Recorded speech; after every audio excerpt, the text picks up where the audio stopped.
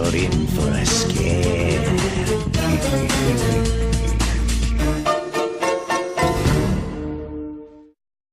The second season of Goosebumps aired from 1996 to 1997. It is that time of year again, and I feel it's only appropriate that I talk about Goosebumps.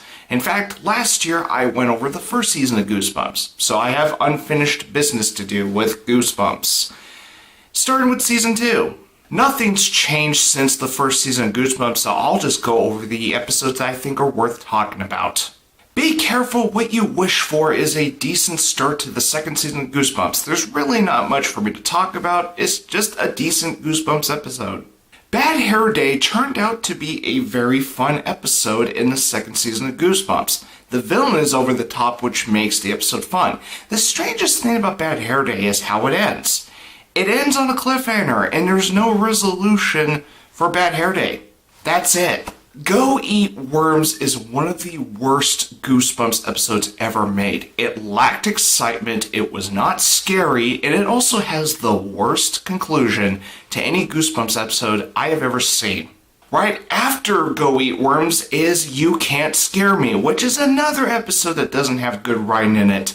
So there's this girl that's featured in You Can't Scare Me that is not scared of anything.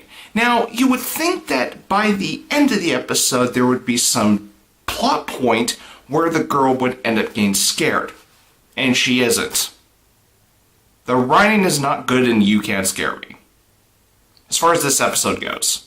Revenge of the Lawn Gnomes is a pretty fun episode, even if it has a few weird moments. But how the episode ends, I found pretty effective. Haunted Mask 2 is a 2-part episode that is a follow-up to the original Haunted Mask episode that started off the Goosebumps television series.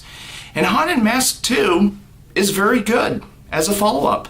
Another 2-part episode worth talking about is Monster Blood, followed by more Monster Blood. And this was actually a fun episode to watch, although the climax of Monster Blood is ridiculous. But that's the fun of the episode. Now, I would say More Monster Blood is slightly weaker than the first part, but then again, how Monster Blood wraps up at first was ridiculous, so it made sense that More Monster Blood followed suit in its ridiculousness. But the 2-part episode was fun. The second season of Goosebumps concludes with a 2-part episode, Night of the Living Dummy 3. In retrospect, it was great to see Slappy return for the second season of Goosebumps, where he previously appeared in the first season with the episode Night of the Living Dummy 2. Seeing as how Slappy is a very popular character in the Goosebumps franchise, it was ideal that he would return for another episode in another season of Goosebumps. So it's nice how the second season of Goosebumps ends with a 2-part episode featuring Slappy. What's great about Night of the Living Dummy 3 is Slappy's entire screen time. But what prevents me from saying that Night of the Living Dummy 3 is a great follow-up to Night of the Living Dummy 2 is Rocky.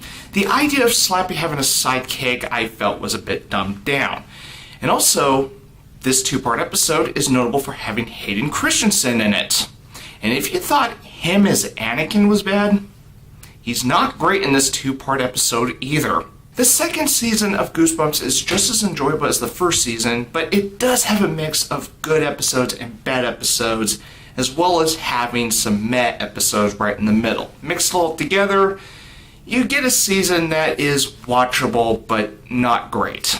My business with the second season of Goosebumps is done here, so I will be shooting a 7 out of 10 for the second season of Goosebumps. If you like this review, if you want to leave me a comment, or if you want to follow my channel, then by all means, shoot up the like button, shoot me a message in the comment section down below, and shoot the subscribe button if you feel so inclined.